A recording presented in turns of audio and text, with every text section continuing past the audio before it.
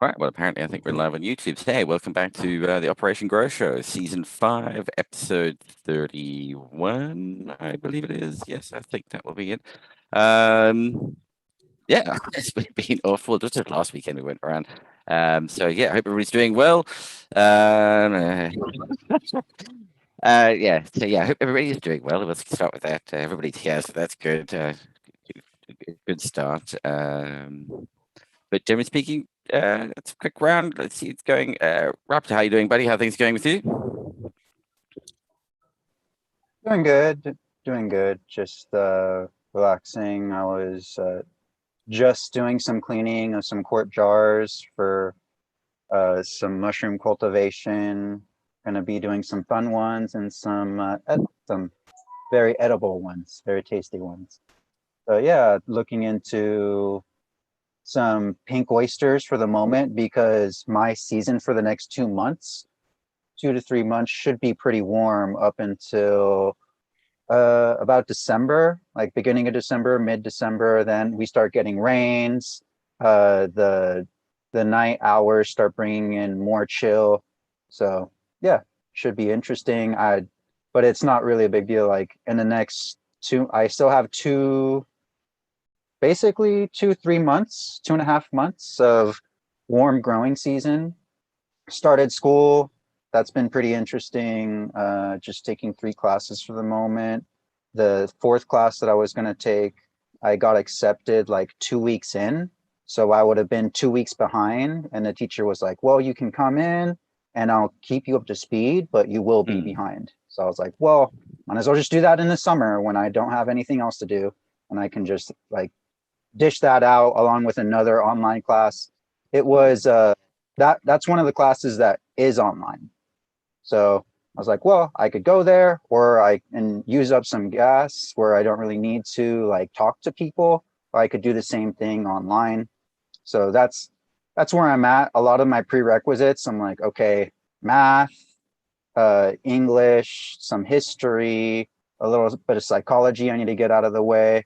Yeah, all that. I'm pretty much hoping to do that online because it's stuff that I'm going to be listening to lectures that are just going on and on anyway. And it's not like if I can't ask the same questions through email, and I Hmm. don't really need a personal touch on that. The stuff that I do need, maybe more math. That's the one exception I would have. Like, hey, can you just like sit down with me for 5 10 minutes and explain exactly what's going on here?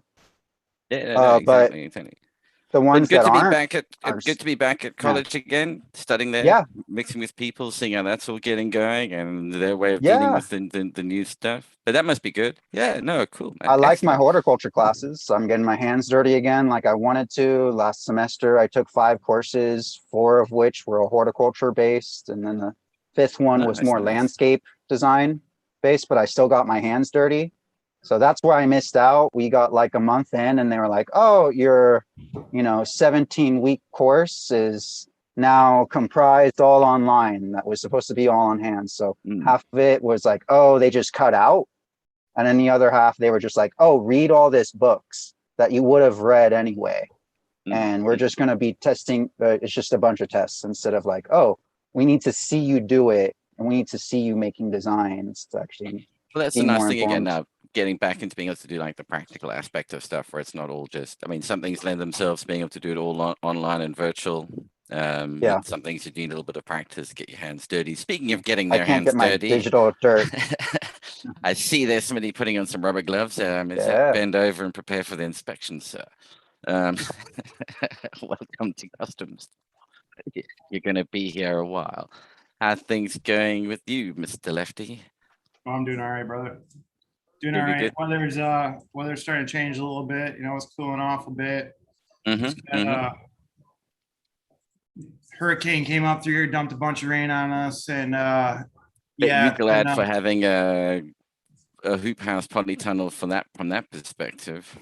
yeah. I've already had some issues, so yeah, I was definitely happy to have that cover over them plants. But Mm, mm, mm. yeah, it's cooled down significantly after that, and this is about the time of year where it starts to kind of start to cooperate outdoors. And yeah, it's been beautiful out here. My grass is like 2 feet tall from all the rain and the weather changing. So Yeah, everything's going pretty good here.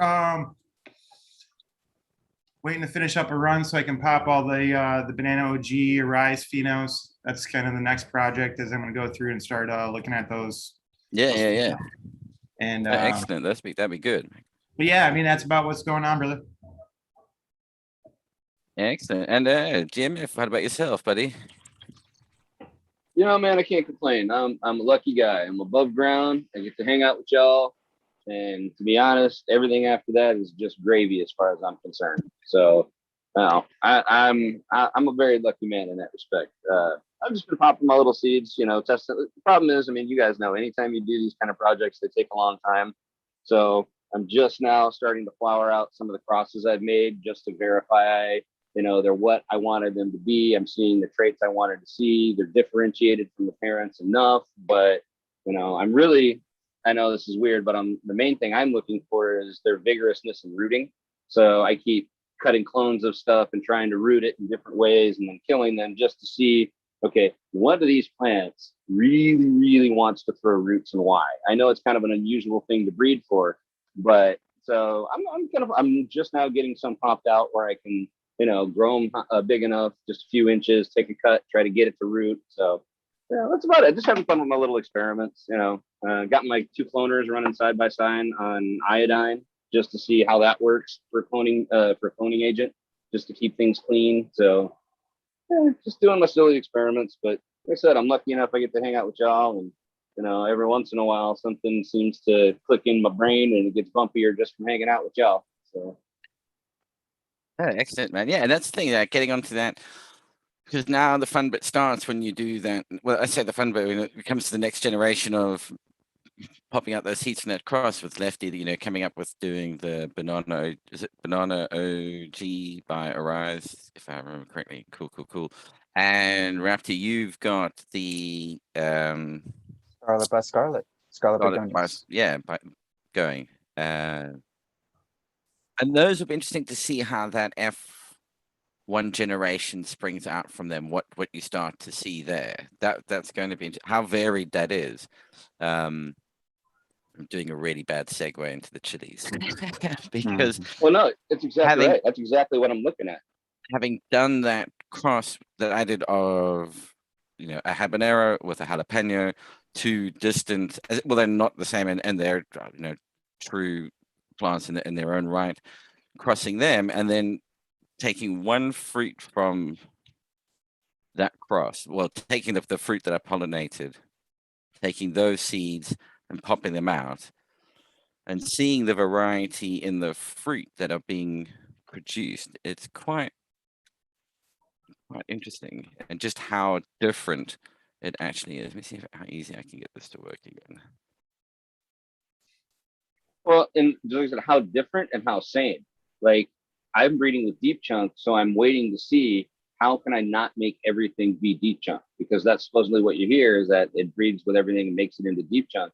How can I make it not make everything deep chunk while still getting the vigorousness of rooting and things like that I want out of the field? The same thing with these chilies. How do you get the flavor and the, you know, strut, but without? It's crazy. Yeah, I mean, that's the crazy thing. These are all from the one pepper, you know, all the seeds out of one pepper, and the different in plant structure as well. There's some of them are growing tall, some of them are like quite spread out. And then you get some of these fruit like this one that's still very much looking like a jalapeno. If you saw that, I mean, that would be what you would assume it to be. And there's some bigger ones that have got striation on them. And then you get, you know, like this, which is getting way more into the habanero space. Yeah. And there's these other ones that are sort of stuck halfway where they've got a little bit of the, you know, it's got this weird kink in it. And it's amazing that variety and variation that's being seen. I mean, so these both come off the same plant, actually. And you can see the fruit looks different. You know, it's got a distinctive shape to them. Yeah, and these ones, like long and stubby on the end. And that's from 2, what, you know, just almost distant plants, well, distant-ish plants being brought together, and there's that much variety that kicks out when you cross them. I'm going to take seeds from these now and see what I get from them is going to be the really interesting one. Hey Pete, where does the red come from? Because usually a typical jalapeno is green, you know? Oh, it'll go red if you let it mature. The green ones are ones that it's just been harvested before it's matured completely. They'll all turn red. Right. I just never seen them that red and that good a shape. You know, usually they get like the cracking and ribbing that goes down the side of them. You know what I mean? So yeah, there is striation on some of them, and there's one plant out there that has a pepper that's really looking like a habanero. And when I cut it open, it had no seeds, no pith on the inside, no ribbing at all, no seeds whatsoever, which is disappointing. I haven't taken another fruit off it yet. It might have just been that one, because it looks really nice. I would be very interested in progressing with that one a bit further. Hey Keith, how's it going? Hey, what's going on, guys? All good, man. Into Yeah. the pepper world. Oh man, yeah, glad to be here, dude. I was on my way home from Lowe's when I got the invite, and I was like, shit, man, I'm making it today. Far too long.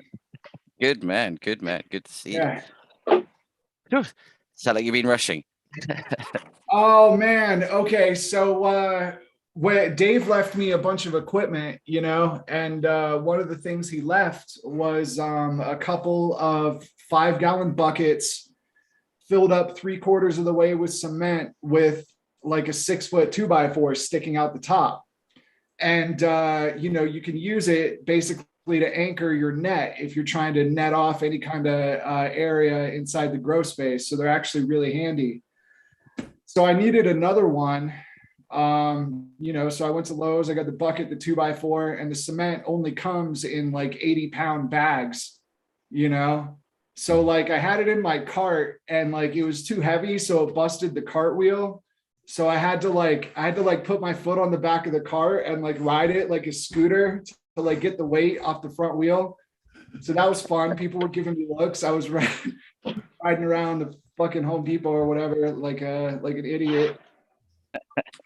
And then I got home and I picked up the bag and ran it down into the basement real quick. And about halfway down, I realized I'm in fucking terrible shape, you know? But yeah, then I ran back up and jumped on and here we are. I'm a little sweaty and out of breath, but I'm here. Excellent. And how's business going? Been good lately? Business is going great, man. Blacksalemarket.com for all your lighting needs. Cannons are on sale for $375 right now if you get one or two, $350 if you buy multiples of 3 or 4. And you can get an additional discount with the coupon code EO Show. There we go. That sounds like somebody's got that down pat. Yeah, I've only said it a few times. So also, you guys, I'm hosting the EO Show again this week, this Thursday. And I plan on having a little fun with it. You know, I might have eat a little portobello mushroom or something before the show. So you're doing the show topless? Nice. Yeah. Now that OnlyFans has reneged on their no adult content, you're back in the driving seat, are you? Don't give it away, Keith. You gotta tease them. Come on. Show a little skin, not at all, not all of it. I mean, I may or may not take my clothes off. It depends on how strong the mushies are, but it's going to be a trippy show, and all of you guys are fucking invited if you want to come out on Thursday.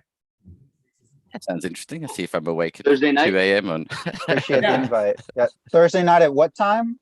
That will be at 9 p.m. Eastern, 6 p.m. Pacific, 7 p.m. Mountain, 8 p.m. Central, I believe. You do the math. Well, you heard it, chat. You're invited. Make sure you come by. Cool. Oh no, they're not invited. Just you guys. They're invited too. Come on. The more the merrier. Right. Yeah. So yeah, it's I can't slightly thrown off, but yeah, and so given that these are cultivated plants that have been just on the peppers again, you know, that they're actually cultivated stable lines. You know, every single seed of those jalapenos that I've popped, and every one of the habaneros that I've popped in the past, every plant comes out the same. There's like next to no variation in anything, and you cross the 2 really stable lines, and you get this much variation just because Right. they happen to all be from the chili pepper family. So there are, distant relatives. There's hidden, not, hidden, there's this distant genetic relationship. And then we play with something like, the cannabis that's as hybrid as anything. I mean, Christ, the amount of variety is going to be immense, I suspect. That's what's so much fun. Well, I don't know if you happen to see my post where I was lucky enough to get those Kandahar seeds. Yeah, dude, those look awesome, dude. Congratulations. Yeah, Way to be so- a preservationist, man. Yeah, so that'll be a kind of an interesting thing. It isn't a straight, I would assume it's been an heirloom, and I guess it's probably been worked by the farmer's family for a couple generations at least. So it'll be cool to pop those and see what's in there. But Yeah. that's kind of the cool stuff to look for. Go back to some of that early stuff. So how are you starting preservation? Just like you said, popping and then observations and then writing down what you see. Yeah, Or is the yeah, first generation open pollination? Yeah, when I get Oh. around to it, yeah, like an open pollination, just go through, pick out, what I'm kind of looking for, and just kind of keep it within itself. So when you say Kandahar seeds, are you talking about cannabis seeds from the Kandahar Valley or whatever? They came from the Kandahar region of Afghanistan, and they're brought back by a soldier that knew the farmer. He was bringing the farm. So the story goes, when they go out on patrol, he was always going out into the same area, and he was always bringing the farmer and his kids some food. So, just with the language barrier and stuff, they really couldn't talk, but the farmer was really appreciative. And when he got ready to leave country, the farmer took notice that the guy was looking at his plants every time he came over there. So before he left, he gave him a nice little sack of seeds, and I was lucky enough to get some of those. Dude. Yeah. So it's basically been an heirloom worked line over there for probably for a hash line over there. And so I got some of those. The cynic in me is as the American leaves, he's going to his mate. See, Ahmed, I told you I'd get rid of that bag of pound of Hermes seeds. You owe me $50, bro. You know what I mean? It's like, yeah. What do you weigh out, mate? I've seen you behind these plants, and I've been ready to get rid of these seeds. I have a bet with my mate that I can do it. Oh, Some big seeds. They're big. Yeah, no, I'm just one of those. Like, oh yeah, Cali weed. I'll put in a tuna tin for you. There you go. What are you growing at the moment, Keith? I've got some Brandywine going on from a cut that I got from a local grower here in the Denver area. So those are heading into week 3, and they're looking really good. And then I've got kind of a hodgepodge going on in my flood and drain table. And those are actually finishing up. I'd say I'll probably start chopping those down in the next week or 2. The strawberry starburst is probably going to go for another 3 weeks. I've grown those before, and I would definitely give them 10 weeks to really do all they can. But I've also got some carnal knowledge. It's a wedding cake cross, and that's going to be ready to go at probably 8 or 9 weeks. And then I've got one called banana sherbet, and that's going to be ready to go soon too. I know the flood and drain. I mean, that's how long since we last chatted, because the last time you were still growing in 8-gallon buckets or whatever, 5 or 8 gallons, whatever they were, fabric pots and plastic pots. So how are you finding the flood and drain setups? I mean, sorry if we're retreading some old water, but at least on this channel, it's new. No, it's fine, man. I let them get way too big before I flipped them. So they grew straight up into the lights, and I just went through and chopped off like the top 8 inches, and then they grew straight up into the lights again. So, it's not the cleanest run I've ever done. But I had a lot going on, and it was more of an experiment this first time around. And again, like when I flipped them, they went from 600 watts of cannons over a 5x5 in veg up to 900 watts. I bumped up the feed, and flipped them, and I was not prepared for the growth spurt in stretch. Like they just got really tall really fast. So yeah, the growth rates can be really aggressive, especially if you've only ever grown organic before. But Yeah, it's at I a gotta slightly say, different man, pace. Yeah. I gotta say, it's been really fucking easy, honestly. Like I go in there once a week, fill up a 40-gallon reservoir. At this point, I've done it enough times that I pretty much know exactly how much nutrients and pH solution to put in there. So I'm not sitting there like mixing up and titrating it 20 times. And then you just let it run, man. I'm in there moving my living soil pots around and weighing them and measuring the water and making seed sprout teas and compost teas and kind of sweating my balls off. And then the flood and drain table takes about 30 minutes of maintenance about once a week. Yep. So that's got me thinking. It's got me thinking. No, I mean, it is interesting. I'm just laughing because it's one of those things where there is a real noticeable difference in, as you say, each one has its merits. Let's put it that way. I don't think there's necessarily one that's better than the other. Each one has its merits. Yeah. And each one has its downsides as well. But what I thought we'd do quickly is thanks to the Simple Seed Co. for sponsoring. I did make it on post that there was be a seed giveaway. We might do a couple of these on the show today. But the Simple Seed Co. and that is thesimpleseedcompany.com or thesimpleseedco.com. Let me just double check. The Simple Seed But all the better, because that means everyone who's here is a loyal fan. So real fans will get what they deserve. We seeds have been provided by a few seed breeders, etc. On the website, and we're going to do a giveaway of some of them, one or two. We'll see how it goes. So in chat, when you hear, this is always a difficult bit. How do you coordinate this with chat given the lag? That's the bit I always struggle with. Okay, so start it in chat. Don't start it from here. Say you'll type into chat when to start. Yeah, I'm going to type into chat when to start, and I'll just have to listen in and see when that comes through on the headphones. Yep. So the idea is pick a number between 0 and 150.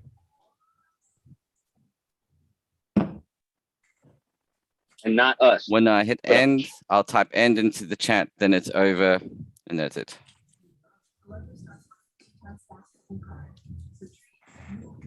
That makes a lot more sense. If it's for the chat, run it out of the chat. Good idea. I like that.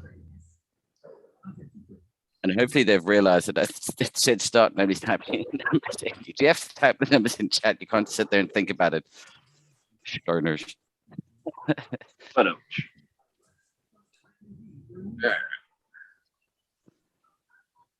Damn.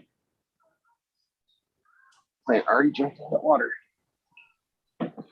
Do we call it if we see it?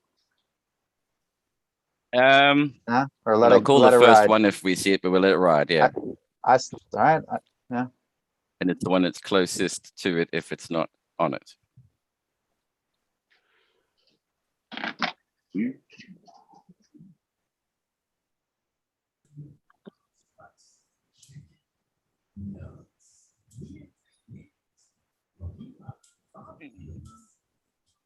There we go. Right, so the number was 72. Right, who got the closest to 72? What have we got there? We've got 75. That's 4 plants. We've got a 75 and a 69. 9. Oh, man. Okay, fight to the death. Yes. Winner takes all. Well, that's an even split then. Now I'm just trying to remember where is everybody. Now hang on a second. Depending where they are, that'd be all right. So 4 plants. Are you? If you could just put in which country. I know where. I can't remember where 4 plants is. because it's going to be regional, because we've got seed suppliers who are in Canada, who are in the US or in Europe. So we'll supply from the local ones. So yeah, there we go. Perp and for plants, do drop me a message on Instagram at Peel not at Peel Grow Systems, you can, but at Operation Grow 2019 on Instagram. And who's this perp guy? Never heard of him. Yeah, never heard of him at all. Mm. What up, But Perp? anyway, Good to yeah, see you, so buddy. that'll be cool. You'll get Purple something from them. Thumbog. Yeah, Thumbog, yeah. Strange. Good to see you, brother. Yeah, nice. That's Hey, twice Magma, he's those are won. looking good. Those. What have you got there, buddy? What is on show? Yeah, dude. What do you got going, Magma?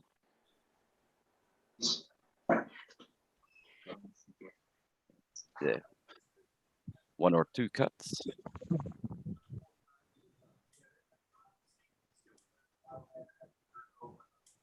Very nice. Busiest man in showbiz. What strains are those? I don't know if your mic's switched on. We can't hear you if you are talking.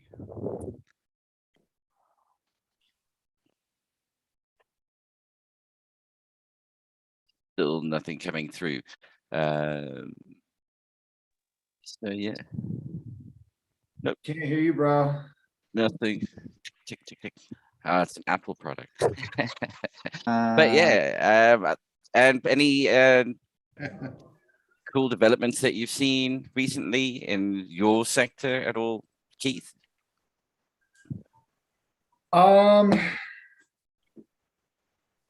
Yeah, I don't know, man. Not really. Things have been kind of stagnant, I guess, in the LED world since the LM301B or the LM301H came out. You know, Has it reached I don't that know, man. sort of, that it accelerates really quickly, that development, that the advancements are quite massive, and suddenly each gain is really small, and it's becoming more and more difficult to get those gains. Yeah. That it's easy to go, well, say easy, to go from 15-second quarter mile to the 10-second quarter mile is nothing compared to going from the 8 to the 7-second quarter mile. That's a huge amount more of an advancement you actually have to do at that point. Right.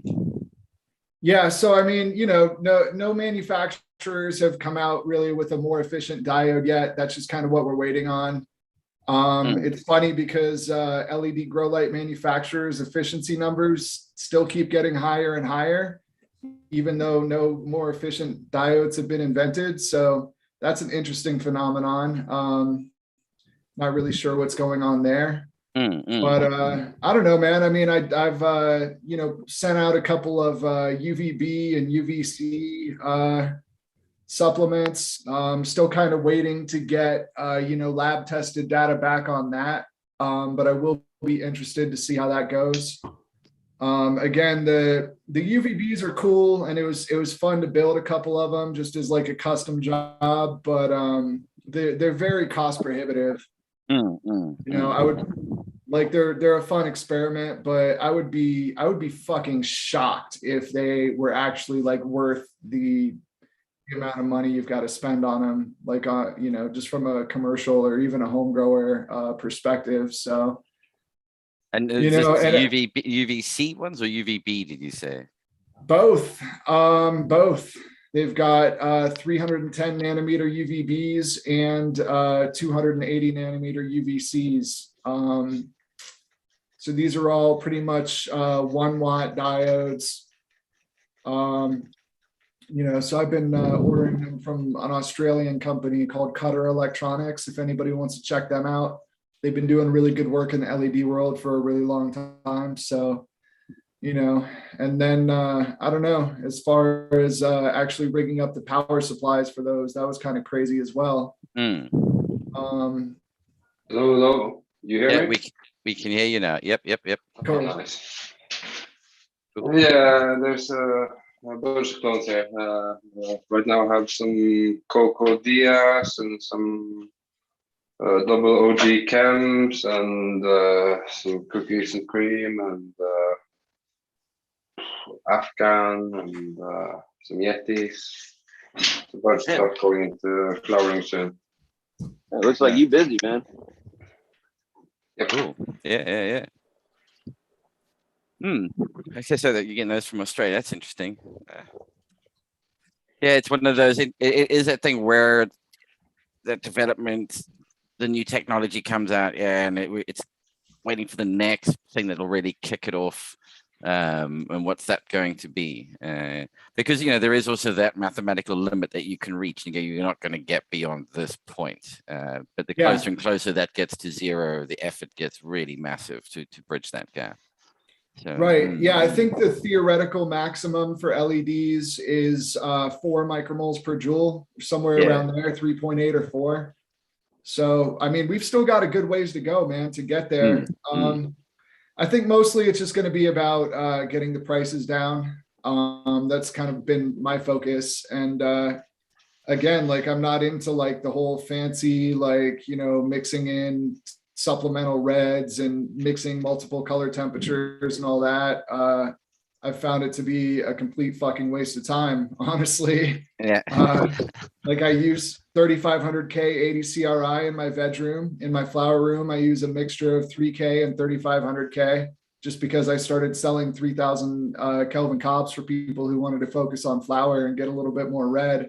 But there's no difference in plant response between those two spectrums. I've got clones of the same plant that are just, the same exact size when they went in there.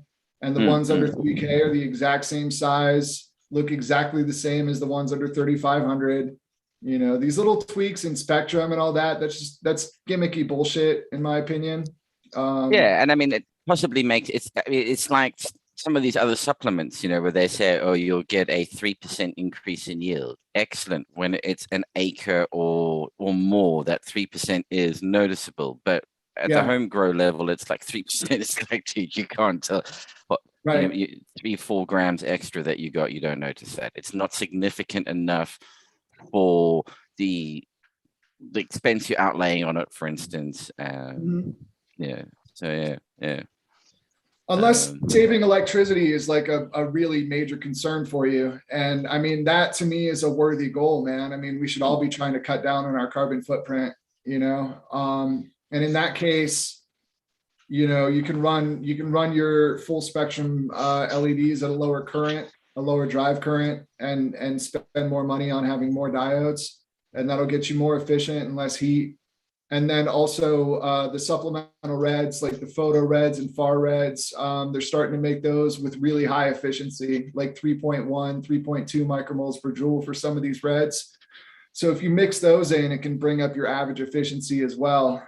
But again, like, unless you're really trying to pinch watts and like, unless you're just trying to run your house on like completely like solar power or something like that, stay off the grid or something, different people have different concerns, but just for your average home grower, don't waste your fucking time. Yeah, exactly. And it's my personal opinion on some stuff like Mammoth P as well. I think for the general sort of average home grow who's doing 3-4 plants, whatever, it's not worth the expense. It really isn't. You've got to have, I mean, it should say, look, unless you're growing a minimum of like 10-20 plants, don't use this product because you just won't see the return. What's that? And it's not to say it's a bad product, it's just it only really works at scale. And a lot of those supplements are very much like that. Yeah, man. No, I'm with you. I like to keep it simple. My favorite microbe product is EM1 because you can take just like a little bit of your jar, like just a couple ounces of it, and brew up a whole gallon of that shit. So that's a great lactobacillus product, and it doesn't cost too much money, especially if you stretch it out by brewing it up yourself. And they give you the directions on their website. Terragenics gives you the instructions on how to activate your own EM1. So that's really cool. Yeah, nice. But other than that, man, and especially on the hydro table, all I'm using is Coco's A and B, an enzyme, and then every now and then I'll sprinkle on some recharge, and that's it, man. Yeah. I'm not getting any kind of frosting agent or hardener, finisher, whatever the fuck they're trying to sell, you know? It is in, you can really get it back down to being really basic, and you can do it with just, I still recommend, that would be my recommendation. Organic guys go, but a beginner, get kind of A and B, Coca kind of A and B, and to start with that. It's easy to fix your mistakes. Yeah, and you're gonna do some, it's plain and simple. You can grow your chili peppers with it. You can grow, I was growing a sunflower, and yeah, it's now sunflower was like too big for the greenhouse, right? Bring it into the conservatory, it's too big for the conservatory. Now it's outside again, about 3.5, 4 meters tall now. And it's like, okay, sort of cheating a little bit. It's a competition, like, all right, cool, we'll just put this thing on steroids and let it go. But in the greenhouse with the chili plants, it was another sunflower. I'll just chop everything down and just throw it on as ground, just green mulch on top of the soil in the greenhouse. Everything just gets thrown back in, and it's ready, just cocoa, and all the chili pots that get emptied, all that cocoa just gets thrown into the raised bed in the greenhouse and just dug back in again and just turned over. Yeah. So there's a little bit of organic to the salt growing side of things. There you go. Whatever makes you feel better, Pete. That's not it. So wait, you put compost and stuff on top of your cocoa? In the greenhouse, in the raised beds, yeah. It all just gets mixed in. It just becomes this, everything just gets piled in. All the old root ball from the pots gets thrown into there and dug in. And what kind of watering system are you using there? Are you feeding newts or what? Very little newts, if any.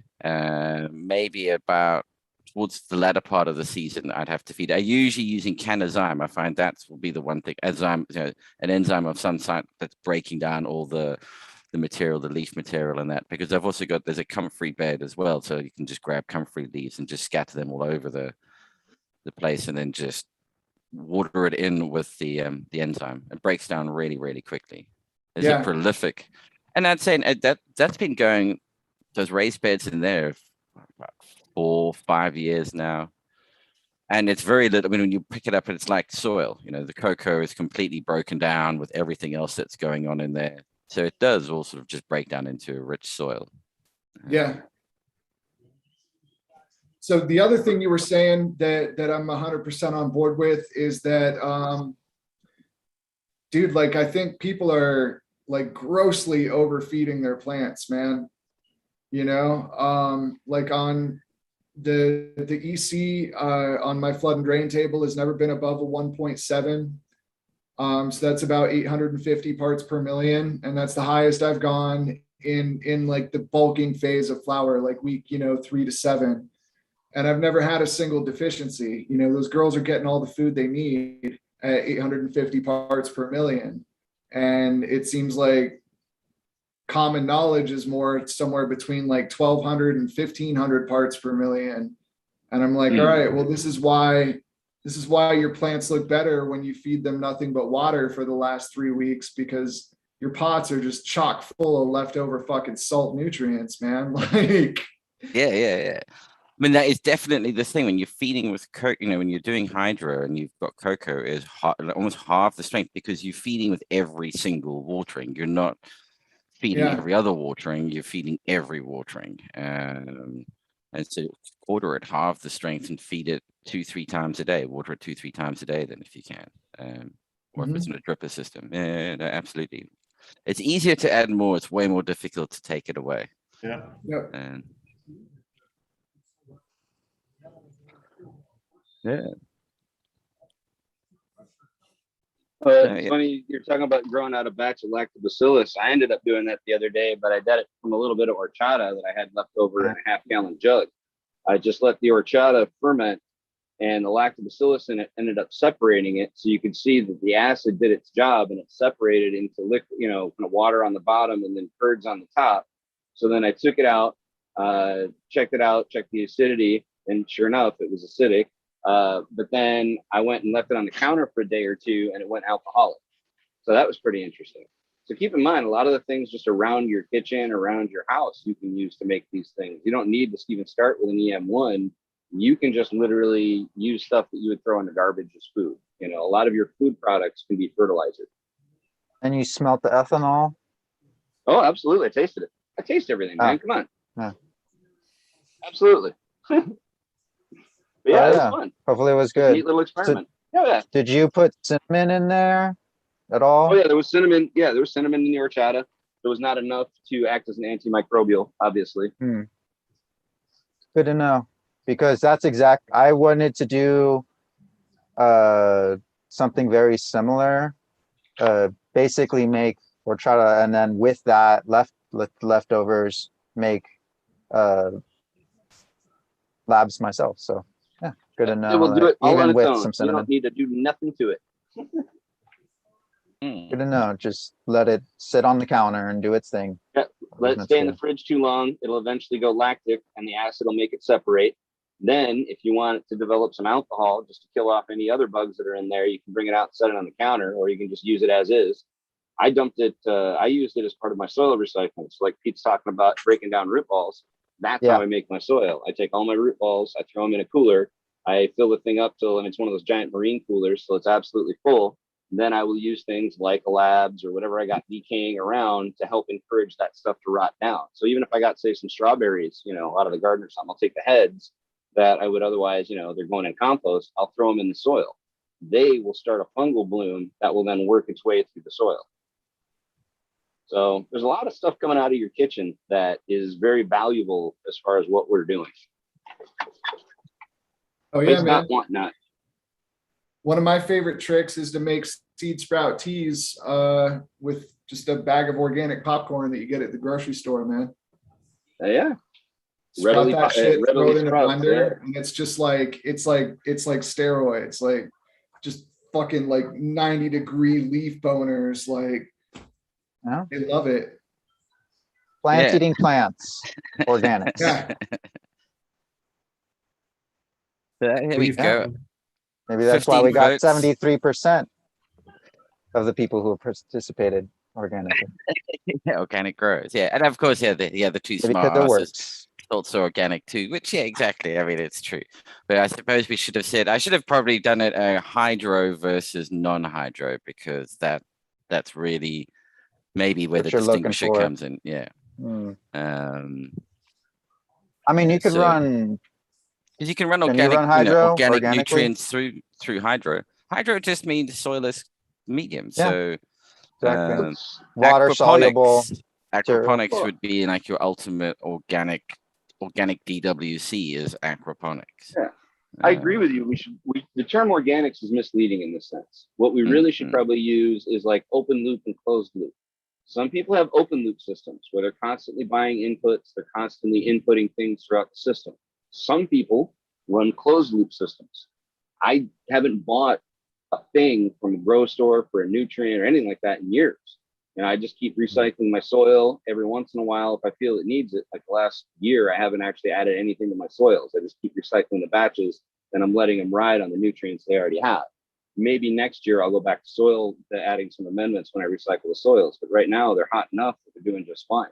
So yeah, I think that's the real difference is, are you running an open loop system where you're constantly bringing stuff in, or do you have a worm farm or something like that so you can close your loops? And that's all I do is, use my own worm casting, and that's a lot of. So is it still closed loop if you're getting stuff every couple of years? Because that's what I'm doing.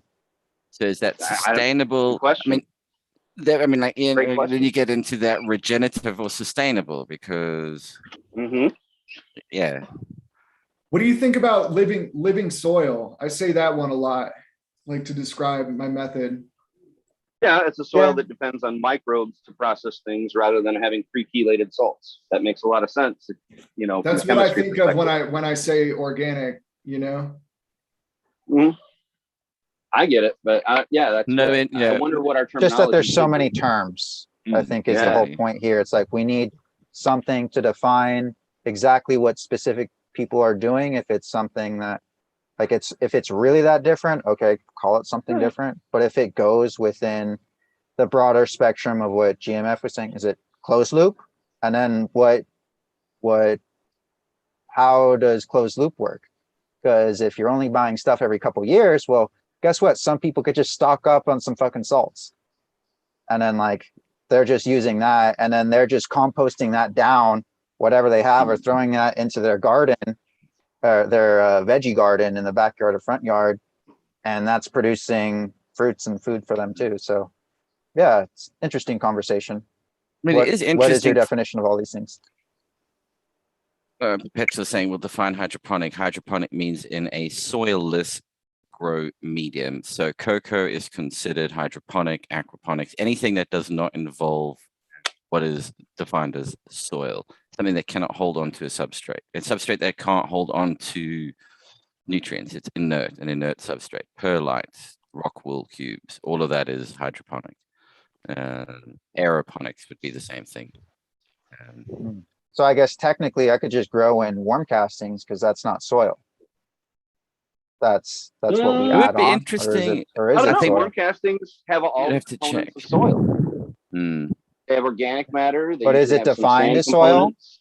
But it holds on to all these It's others are defined as an inert. amendment, if anything. Yeah, but It's everything defined else as is an adjuvant. inert. But hold on, Yeah, perlite's inert, rockwool cubes are Yeah. rockwool's inert, water is inert, air is inert. You know, these are all inert grow mediums that are not soil. I think that's potentially what I mean, we can always look it up on Wikipedia. What it Yeah, says in the inert makes definition. more sense. You know, it's Like because cocoa, that's why you have inert. to supply everything to it because it can't get it from anywhere else. Unless you put it in, it doesn't get it.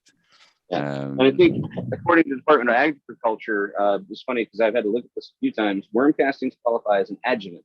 An adjuvant, just like in medicine, it's something that isn't itself an active ingredient. It's not itself a component, but it assists in the activation of those ingredients or availability of those ingredients. Or, in this case, that could be something like a soil conditioner, things like that.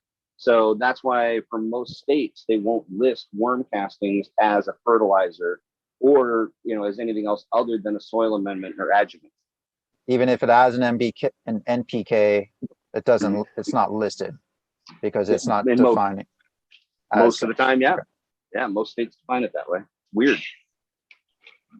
So you could have worm castings that are made from cardboard that are not that nutritionally dense, and then you could have some that were made from, say, scraps of food that Right. that does have everything coming in. It does have nutrients. It does have an NPK. And they're all considered and the adjuvants, macros. and they're all considered soil amendments. Absolutely. So- Totally nailed it. The definition of conditioners. hydroponics, Yeah. the process of growing plants in sand, gravel, or liquid with added nutrients, but without soil. That's the definition of hydroponics. Huh.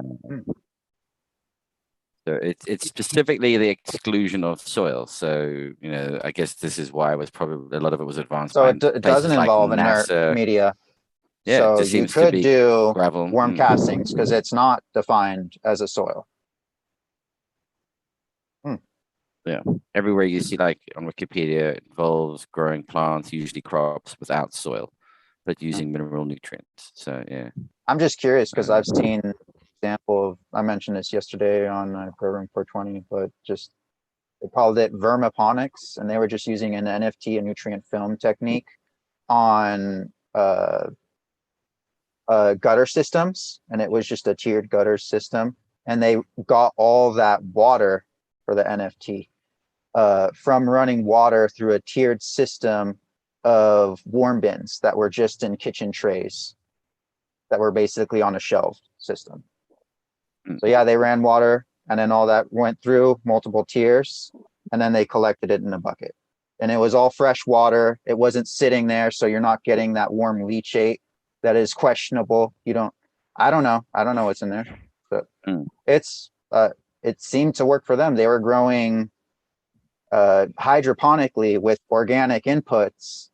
Again, that word is kind of broad. And they were growing lettuce I can't remember what else they were growing. You could also grow strawberries vertically like that too. So, hey, power of the worm. I could see And that that- working great in an NFT channel. And also, one thing to remember is that, you know, if you're using a recirculating system like that, as long as you're not getting any light in those channels or in your reservoir, you're not going to have anything growing down there. You know, so it stays clean. It's not like you have to worry about the thing getting gunked up with like algae or bacteria or mold or whatever the fuck. As long as no light is getting in, you're good to go, man. You can recirculate that shit. Yeah, good to know. I'll have to look back into it to see if they took out any of the water. I think they got like they were retaining 70% of the water they were already inputting. Yeah. Not bad. There's always going to be some loss, you know, evaporation, glitch. So, yeah. What I want to try with my folks is that my dad wants to like build a greenhouse off the side of his house so that use the warmth from the house in the winter to keep things warm as well, but then also figuring out a way to try and keep everything watered and looked after when they go traveling. And they've got like a koi pond, and I'm thinking, how can I convince him that maybe you could do a bit of an aquaponic setup here and run from the koi pond, run it through to the greenhouse, have it feed a whole lot, and then run it straight back to the koi pond again. Build up that loop. That would be an interesting one to see if I can. And you're aerating the water, which is healthy for the fish and for your Mm. plants too. So Yeah. another closed loop Yeah. system that's awesome. I like bringing in aquatic microbe life. Yeah, that's something that we're not doing on the land as much. Holy, like, wow, we're really leaving a lot of money on the table by not considering that as an input. And it's something you just feed the fish, and some like tilapia eat some scraps as well. So look up their nutrition and how to do everything like that. But yeah, you can also, just like how you can feed the worms scraps, well, now you can do the tilapia as well. And just the stuff that, like the stems, stuff that is not marketable, bam, goes right in there. And Raptor, you said you were wondering what's in that worm leachate. That's basically liquid fulvic acid. So it's going to be a Yeah. combination of micronized organic acids that have come through that breakdown process. That's really what worm leachate is. The problem is, Oh, I fulvic was speaking acid is- microbially. yeah, like, yeah. Well, just and that's left the out there, thing. but chemically, Exactly. yeah. But then knowing what the concentrations are is the hard part. So Yes. using that thing, whether it's the concentration and diversity of microlife, whether it's the diversity and concentration of the present organic acids, that's the only thing that you really run into with leachate tea is it's easy to overdo it if you're Mhm. using leachate. So again, like stuff like leachate, I typically throw into recycling, not on ever near a live plant. But if I've got a bunch of root balls recycling, oh yeah, it's really neat to watch that fulvic acid start to just tear them apart. Yeah, the most I would use like standing leachate on is some ornamentals, because why not? Just let them grow. Obviously, there's max capacity to it. But yeah, if we're talking like just running some water, some clean water, I don't know. I encourage people to look into it and test it out at very least. Definitely know what's growing in your water. What's growing, it has an effect on your plants, especially if you can get a chemical breakdown on it as well. Like just like GMF was saying, yeah, there is fulvic in there, correct? Yeah, which is in of but- itself a mixture of multiple organic acids. Fulvic isn't one particular acid. It's not like phosphoric acid that's based on the actual mineral phosphorus. It's almost like It is saying a soil. wide variety. Right. It's a Like there's wide there's variety of many organic acids. Yeah, many organic Well, compounds. it's not dirt. We use vermicompost leachate type material on the golf course in liquid form. It was supposed How's to that be- work? with all the other shit they put on there, you can never tell. So many okay. variables. Oh yeah, way too many variables. So I tell you what we'll do. We'll do another seed giveaway. We're coming up to the end of the hour. Well, Fish Cloud, you've joined just in time. You may be getting part of a seed giveaway. close So enough. what I'll do is, again, when it says start and chat, pick a number between 0 and 175, rather precise, but yeah, between 0 and 175, and keep picking number. Well, you get one guess, and yeah, nearest will be the winner. So when you see start appearing in chat, start typing in numbers.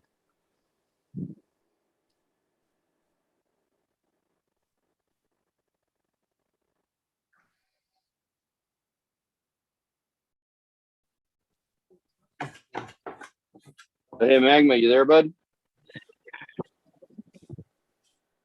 We lose you again? It looks like it. Dang it. I was just interested what he's got going down. He's always just doing some of the most interesting crosses and shit. I always like hearing what he's up to. Yeah. So speaking of recirculating water, man, my dehumidifier is like, it's running overtime right now, like over the summer, and I've got plants in full flower. And Okay, like so- I'm using a sump pump probably once a week to drain out the 50-gallon drum that this thing runs into. And I'm watching all this water go down the drain, and I'm kind of fucking hating it, honestly. Dude, that's RO water.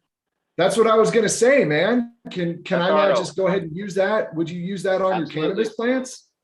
Absolutely. It's just basically demineralized water. So you just have to keep that in mind when you're using it. It's going to do, in its present state, it's going to do more leaching, right, of mineral content than it is donating mineral content. But you could always add minerals to it to stabilize it. And Check, Scott. So, yeah. check. You hear me? Hey, there he is. Yep, now we Yeah, got we you. can. Yeah, one I thing to managed be- to wash my headphones in the washing machine, so they didn't act a Ouch. little strange after that. So, I would do if you wash me in the washing machine. just be careful with the. I've had something mentioned before with taking the water from the dehumidifier is check it if you can check to make sure that it hasn't leached any metals off when it's condensing in the inside the humidifier. I don't know how much validity there is to that in terms of it. It might be picking up stuff on the way through. Okay. Yeah, I Yeah, mean, I man, guess I you're was totally thinking- right. I was Depending just on the thinking about internals, it. you could pick stuff up. Yeah. So the number was 87. Who was closest to 87? So yeah, buddy, I'd be using that water for something. You could either remineralize it with some limestone, really cheap, $4 bag of, 50 pounds of limestone. You could remineralize it, or you can just use it for something where you need to draw down the available components of that medium, where you need it to leach.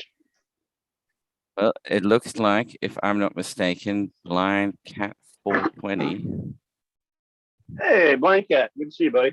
83. Fellow brewer. That's the closest. So Cheddar Bob says it's not demineralized, it's actually full of heavy metals, and to not use it on my Oh, see? cannabis. If he knows, yeah, guys. I mean, I've seen that water. It depends on, I think, the system. But theoretically, that water should be clean. But if it's picking up something out of the system, okay, yeah. I guess it would depend then on what your system's built from. I mean, how They full they of filter them in the big facilities. They take the water and they filter it. And they use it again. Okay, Yeah, so I run mean, it through it's just a regular, like 5 or 10 amp home dehumidifier unit with a hose out the back that drains into a 50-gallon bucket. So, I mean, how much, I don't know, this is all just bro science for me right now, but I'm thinking, like, how much heavy metal can there actually be in there? Well, use Because one of the wouldn't, free water tests from Home Depot, send it in, see if it Yeah. even pops anything, and then get a cheap filter for it. Because if nothing else, filtration is always a good plan, just for safety's sake. It's not going to eat the filter much because, yeah, I mean, if Cheddar Bob's right, you're going to see it in the filter dying really quickly. And Okay. if not, the filter's going to last. Okay. So test it, man. Interesting. Always the best thing. Test. Cool, man. Yeah, because I don't like dumping out all that water, because I use RO water for all my plants. So if it's close enough and I can filter out some heavy metals, I'll just start using that shit to fill up my flood and drain table. Fill up that 40-gallon res once a week, and then I won't even have to use any water on that.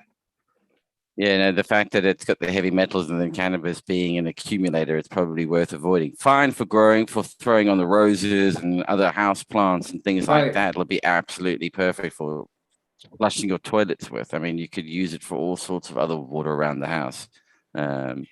Just probably not in the one where you want to consume it. It'd probably even Yeah. be fine to like feed chili plants and things like that with it, because anything that's not an accumulator, I guess, is what you're if you're going to consume it. So You're outside, maybe only do it in one place where you know like there's some accumulation that can go and only grow non-accumulators there. Yeah, we'll see, man. I might, because otherwise I'm gonna have to run like a 100-foot hose, because I drop a sump pump in there and then run it to a drain right now, and I could easily run it across the flower room into one of my reservoirs. Magma, But you if said not- you've seen people filter it and use it, right? What were they using for a filtration system? I don't know. Uh, I've never seen anybody do that. No, Magma said. Oh, Yeah, I've seen on big facilities, they said they catch all the water and they reuse it. So like based on other operations, I'm guessing like maybe a calcium and an RO filter. Buying the heavy But, metals and calcium. Yeah, but like if you do a test on the water, you're gonna see what needs to filter out. So I think that's like the easiest way to see it. I'm not sure like if it's based on how the dehumidifier works or how the water is being caught, or if there's like vapor pollution too. So it depends how the bad stuff is getting into the water and what's getting in there. So I think it's probably like not the same water on all locations. yeah, I think that's Mountain Sky saying then evaporate is still the best way to reclaim it. Yeah, then it is just distilled water. So if you could, evaporate it off and have it run down and something collected elsewhere, that would be the way to do it. But that's like a two-step process all of a sudden. yeah. Totally agree. And then Husky's Installation. saying they are specifically made humidifiers and air cons for clean water. Stand ones are dirty grey water. Yeah, there must be quality differences. So Okay, so if I get one of those special dehumidifiers, then I can just use my fucking water, which is what I want. Yeah. So, This is what it sounds like. Someone's already addressed this issue. okay. Yeah, because getting it up into the rest of the house or into the backyard to like water my plants with or fill up my toilet tanks, like that's not gonna work. You're talking about running the sump pump with like 100-foot hose up through my living room and then what, like carrying that from toilet to toilet. Like, how am I supposed to turn the pump off when I'm going from one toilet to the next? Like, it sounds like a fucking mess, honestly. Fill up a bucket. Yeah, I'm just, Yeah. considering like you sit over here and you watch all this drought information about like these rivers, and you're okay, we'll start flushing your toilets with reclaimed water from around the house then, man. Yeah. Save on water in that sense. Run Well, a if number it comes of to that, I'll drink the shit myself, man. I'm not a dynamic accumulator, and at that point, I won't give a fuck about. sure heavy you are. metals. I'm pretty sure we are as human beings. Nah, man. Rolling Stone gathers no moss. GMF. Is that like a thinking brain that gathers no lead deposits or mercury deposits? That's right. You got to think your way out of these things, man. Yeah, right. So, yeah, 'cause we all probably deal with very individualized water issues. That's one thing that really has to change location to location. We each probably have to fight water in our own ways. I'm getting that wrong. Yeah. This one, then you'll see it. Hopefully. Blind Cat, yeah, if you just message me on Instagram at Operation Grow 2019, that will then get hold of me that way. And it depends where you are, because the people that contribute the seed supplies to the site they are the ones who ship the seeds out. So they have said where they're prepared to ship to. So depending on where you are, we've got people from Europe and all over, and as well as Canada and North America involved in the project. So depending on where you're located, you'll get seeds from there, and we'll pick ones from the website from that location. But yeah. Cool. So actually, on that note, that does draw us to the end. We've been running just a little over an hour. We like to keep these to the hour. So I hope everybody's had a good time. Thank you, everybody in chat for joining. Everybody in the panel for jumping in once again. Thank you so much for, giving up some of your time, some of your day for making this work. We're going to have a little bit of an after show. If you would like to join us, you're welcome to. But in the meantime, let's just do a quick round. Keith, where can everybody find you, buddy? Blacksalemarket.com, Keith at blacksalemarket.com, on IG and Cannabuzz at Black Sale Market, and every Thursday on the Embracing Organic show. Excellent. And Lefty, where can we find you, sir? Mostly on IG at Lefty's Farm, and on Cannabuzz also at Lefty's Farm. And yep, that's where I be at. Cool. GMF, where can we find you, buddy? If anybody, usually in the garden or in the kitchen, making something, fermenting something, growing something. So if anybody's got any questions, holler at me on IG, Genetic Memory Farms. Usually find me over on the neighborhood on Mondays. Y'all welcome to come visit us there over on the neighborhood. Mondays, 6 o'clock Central Time, a bunch of other times, I don't know. On Mondays, and then always here with you, Pete. So, and as I always say, thank you for making a space for us, Pete, and helping us make our brains just a little bit bumpier. I appreciate you, man. Thank you for making it. No, absolute pleasure, man. Absolute pleasure. And just to let you guys know, I'm thinking of reworking some of the format for the show. So probably doing a live one every 2 weeks and do some pre-recorded stuff in between, just to help make it a little bit easier. Hang on, I'm just going to mute something here quickly. So that's kind of be how we'll do it. So well, I forgot to mention that earlier on in the show, so I better mention that. Raptor, where can we find you, bud? I'm Raptor Grow. You can find me at Raptor Grow Instagram. Check me out here, Operation Grow, same time, same place. And also check me out on the Neighborhood Growth Show. You can see me and all my friends there, 4 p.m. Pacific Standard Time, 7 Eastern, and 12 a.m. UK. Sorry about that, UK. Happened. And Magma, where can people find you, sir? I'll be on my volcano, and then they can find me on IG. Your local volcano. Excellent. You can find me at Operation Grow 2019 on Instagram, also at PL Grow Systems on Instagram. So once again, thank you everybody in chat for joining in. It's been fantastic. Everybody in the panel, thank you so much. And we will catch everybody next week, probably for pre-recorded and live the week after. So